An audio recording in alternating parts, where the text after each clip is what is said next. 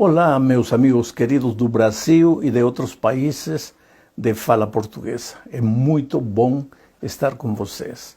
Tive que cancelar todas minhas viagens, porque semana passada eu deveria estar em Cazaquistão, não consegui viajar. Esta semana deveria estar na República Dominicana, também cancelei. Próxima semana em Panamá, não irei. Quer dizer, o mundo está parado. Estamos vivendo tempos de crises. Não é imaginação. É uma realidade e precisamos levar a sério esta questão. No entanto, em circunstâncias assim, aparecem informações de todo tipo. Há gente que se aproveita desse momento para assustar ao povo, inclusive com a Bíblia aberta. Uma menina de 14 anos, se imaginam, 14 anos de idade, uma criança praticamente, me escreve esta carta desesperada. Ela acha que o mundo está acabando, ela quer morrer, ela acha que está perdida, que já não tem mais esperança para ela.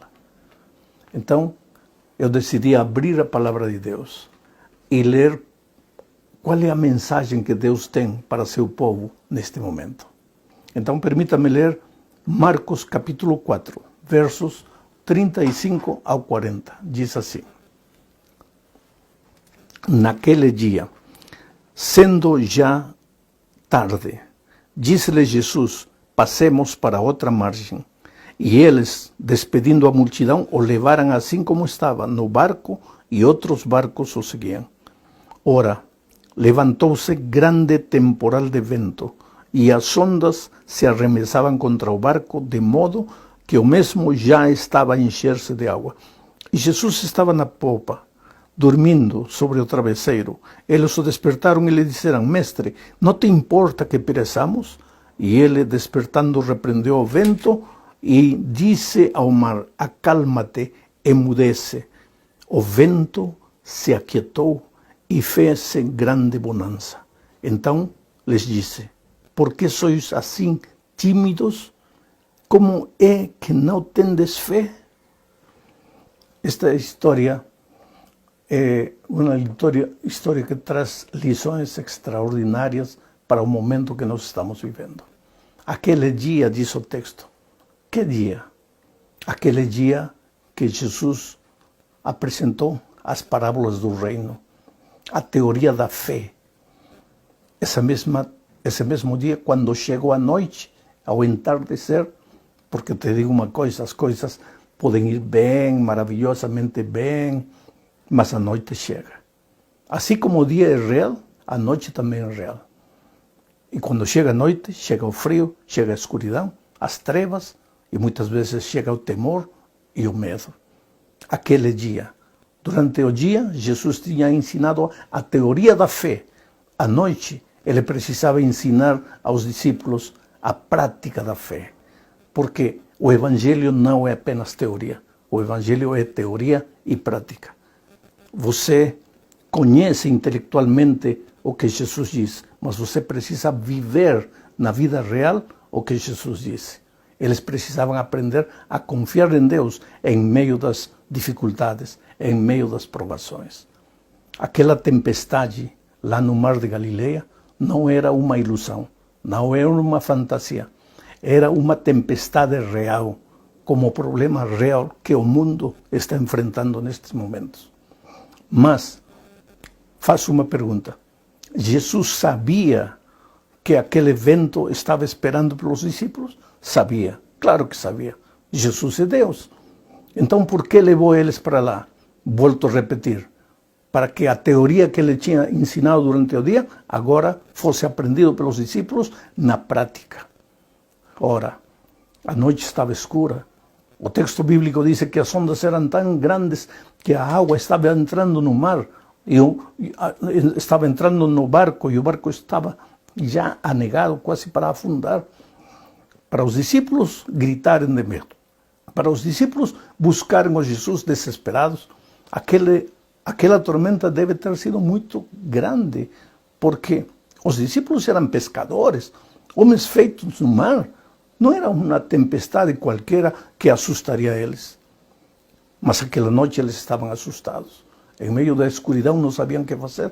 Correram onde Jesus. E o que estava fazendo Jesus? Estava dormindo.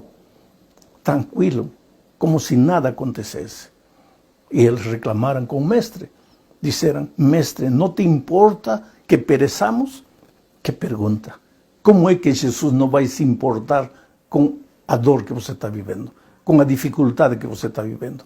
Como você acha que Jesus, neste momento, não vai se importar com o drama que o mundo está enfrentando? Claro que ele sabia. Se levantou, repreendeu ao mar, o mar se acalmou. Mas o problema dos discípulos não era a tempestade. O verdadeiro problema era a falta de fé. De manhã, durante o dia, eles tinham aprendido a teoria da fé. Quando chegou a noite, eles deveriam aprender a prática da fé e fracassaram. Todo o evangelho que conheceram ficou limitado ao aspecto teórico. Na hora da dificuldade, tudo que tinham aprendido intelectualmente não lhes serviu. Esse é o grande problema do cristianismo. Vivemos de teoria em teoria, mas a vida cristã é experiência real com Cristo. É enfrentar a vida, as circunstâncias da vida, acompanhados do Senhor Jesus. Eu quero mencionar 3 pensamentos neste momento, tirados desta história. Primeiro, por que os discípulos estavam passando aquela tormenta escura em meio da noite? Eles tinham feito alguma coisa de errado? Eles tinham desobedecido a Deus? Porque outro dia alguém me disse: está vendo, isso está acontecendo porque o mundo é um mundo desobediente. Espera, cuidado com o que você fala. Jonás, ou Jonas em português, ele passou por uma tormenta terrível porque desobedeceu. Mas os discípulos tinham desobedecido porque estavam no mar. Porque estavam justamente obedecendo o mestre. Foi o mestre que lhes disse: passemos para outro lado do mar. Eles obedeceram. E, no entanto, estavam agora enfrentando dificuldades. Quer dizer que se você desobedece, podes enfrentar as dificuldades desta vida. E se você obedece, também podes enfrentar as dificuldades da vida. Por quê? Porque vivemos um mundo de dor. Este mundo não é nosso lar. Estamos caminhando em direção de nosso verdadeiro lar, do lar do Pai, de onde nunca deveríamos ter saído. E neste mundo, pois, há enfermidade, há doença, há tristeza, há solidão, há traição, há violência e a morte. Mas Jesus nunca deixa os seus discípulos. Por que eles não deveriam ter medo aquela noite? Em primeiro lugar, porque Jesus tinha prometido que eles chegariam do outro lado do mar. ¿Acaso ele não lhes deu a ordem: vamos para o outro lado do mar? Ora, ele não disse: vamos, que vamos perecer em meio do mar. Ele disse: vamos para o outro lado do mar. Eles deveriam ter confiado que se Jesus disse que chegariam no outro lado do mar, pois eles chegariam no outro lado do mar. Lembra do Salmo 23? Que diz: mesmo que ande pelo vale da sombra e da morte, não terei medo, não terei temor nenhum. Por quê? Porque o Senhor Jesus está comigo. E é através da sombra e da morte que chegarei aos pastos verdes e às águas tranquilas. Precisamos, em momentos como este, aprender a confiar no Senhor Jesus. Eles não deveriam ter temido, porque a sua promessa era: chegaremos no outro lado do mar. Você conhece as promessas divinas? Você confia nas promessas divinas? Em segundo lugar, eles não deveriam ter medo, porque Jesus estava com eles. E se Jesus está com você, por que temer? Por que desesperar? Por que achar que agora chegou o fim do mundo e você está perdido? Por quê? Deposita em Jesus sua esperança. Claro que estamos vivendo em momentos difíceis. E claro que tudo que estamos vendo anunciam que o dia da volta de Cristo está chegando. Se lemos Mateus 24, veremos todas as sinais da volta de Cristo. E Jesus disse: quando você perceber todas estas coisas, preparai-vos, porque a promessa está perto, a vinda de Jesus está próxima. Mas por que você tem que se desesperar? Por que tem que entrar em pânico? Porque talvez você não aprendeu a confiar em Deus. Então, este lugar, este momento, as circunstâncias que estamos vivendo, em lugar de levar para você desesperança, medo, terror, pânico, o que tem que levar para você é o desejo de buscar a Jesus, de conhecer melhor ao Senhor Jesus.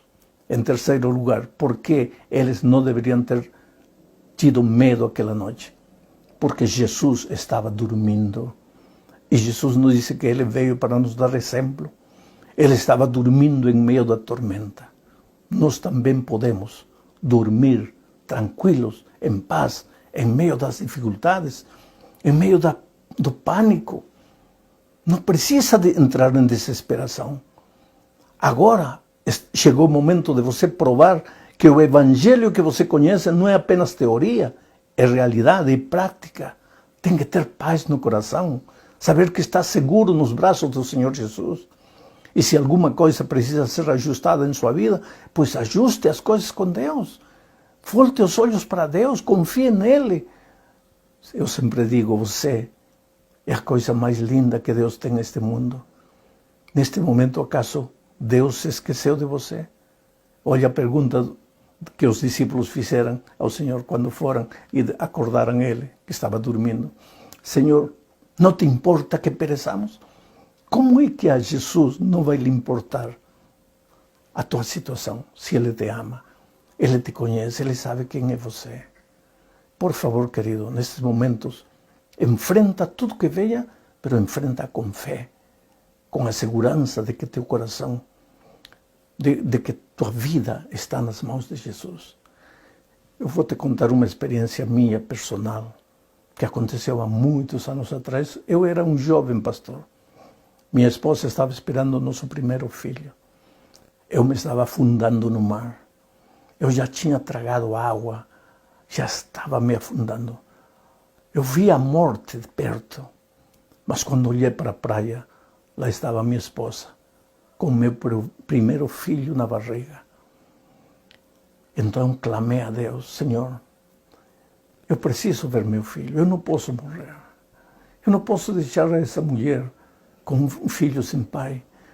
Por favor, Senhor, me salva. E não sei o que aconteceu, eu afundei. Mas quando acordei, eu já estava na praia. A equipe de resgate tinha chegado. Joguei muita água dos que tinham tragado, mas aqui estou eu. Ao longo da minha vida, tenho sentido a mão poderosa de Deus. Trabalhei 3 anos na Amazônia. Muitas vezes, à mercê das feras, dos insectos, da escuridão, perdido.